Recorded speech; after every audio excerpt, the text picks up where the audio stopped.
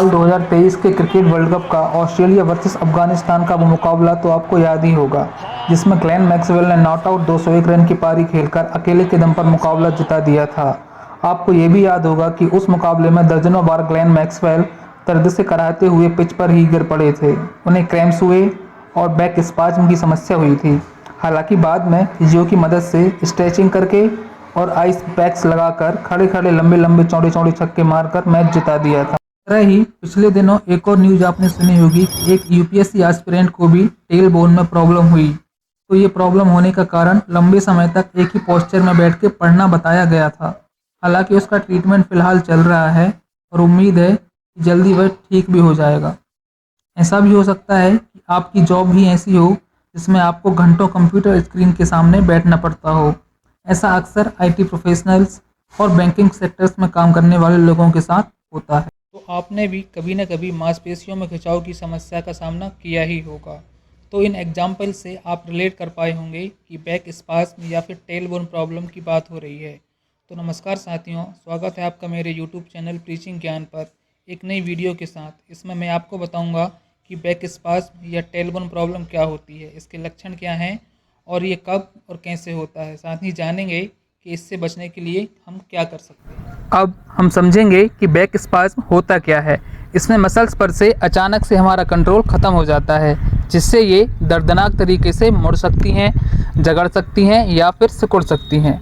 वैसे तो नॉर्मली यह पीठ के निचले हिस्से में होता है, बट इन सम कंडीशंस यह बॉडी की किसी भी मसल में हो सकता है।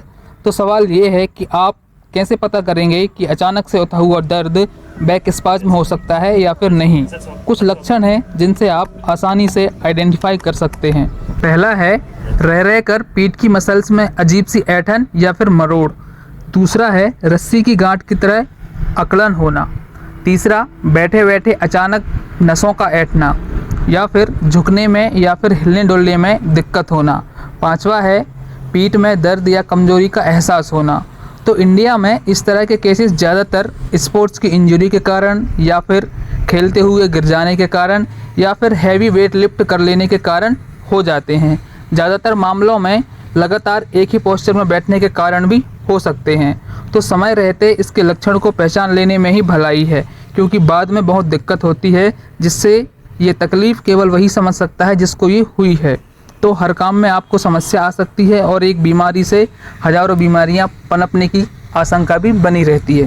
तो पहले यह समस्या ढलती उम्र के साथ होती थी, पर बदलती लाइफस्टाइल के चलते युवाओं और पढ़ने लिखने वाले स्टूडेंट्स में यह प्रॉब्लम आजकल तेज़ी से बढ़ रही है। एडोलेसेंट में यह प्रॉब्लम 3 कारणों से हो सकती है: muscular pain, bone related pen या फिर डिस्क रिलेटेड पेन। वैसे तो बैक स्पाज्म के सटीक आंकड़े प्रेजेंट नहीं हैं, पर WHO की एक रिपोर्ट के अनुसार इन द ईयर 2020 दुनिया के अराउंड 62 करोड़ लोगों को यह प्रॉब्लम थी। एक एक करके इनके उदाहरणों को समझेंगे। पहला है मस्कुलर पेन। यह सबसे मोस्ट कॉमन पेन होता है जो हमारी मांसपेशियों में होता है। इसके बहुत सारे रीजन हो सकते हैं, जैसे कि heavy weight lift, incorrect sports equipment, improper bicycle seat positioning, lack of cushion in sole for running, psychological distress, depression या फिर एंजाइटी। सेकंड है बोन रिलेटेड पेन। इस तरीके का पेन स्पाइन के सेंटर में होता है और ज़्यादातर केसेस में बैकवर्ड बेंडिंग में लोगों को प्रॉब्लम होती है।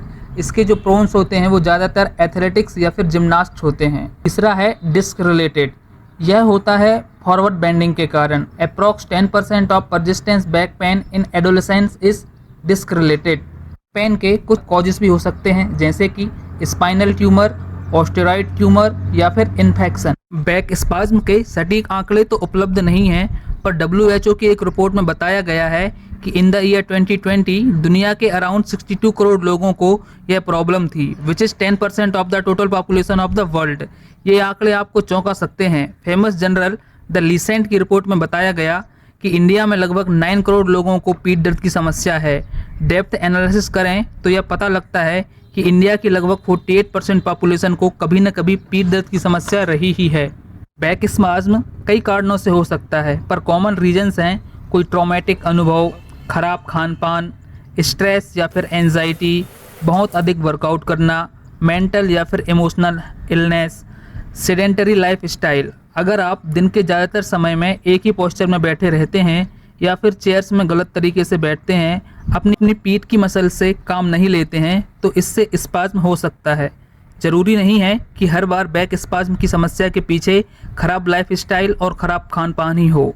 इससे कई गंभीर बीमारियां भी हो सकती हैं, जैसे खोपड़ी की हड्डियों और मस्तिष्क की परत के बीच इन्फेक्शन हो जाना।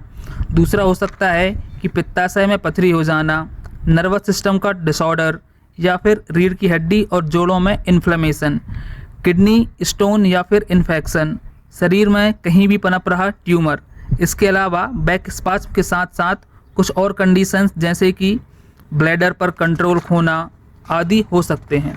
हाथ या पैर की मसल्स में कमजोरी, शरीर का कोई हिस्सा सुन्न हो जाना, तो ये लक्षण या कारण हैं। आपको करना क्या है, यदि आप इस तरह की समस्या से जूझ रहे हैं तो रेगुलर एक्सरसाइज करें, सभी पोस्चर में बैठें, सही पोस्चर में बैठें, हेल्दी फूड खाएं एंड हेल्दी लाइफस्टाइल को अपनाएं। याद रखें कि डाइजेशन प्रॉपर हो। कंटिन्यू मत बैठें, 30 मिनट के बाद उठ जाएं और उठ कर के एक्सरसाइज वगैरह करें या फिर अपनी पोजीशन चेंज कर लें, थोड़ा सा स्ट्रेचिंग कर लें, ज़्यादा स्ट्रेस ना लें और स्ट्रेस मैनेजमेंट करें।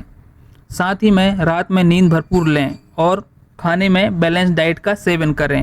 तो साथियों, ये थी खबर आपके काम की। इसी तरह की वीडियोस देखने के लिए मेरे चैनल को लाइक करें, सब्सक्राइब करें।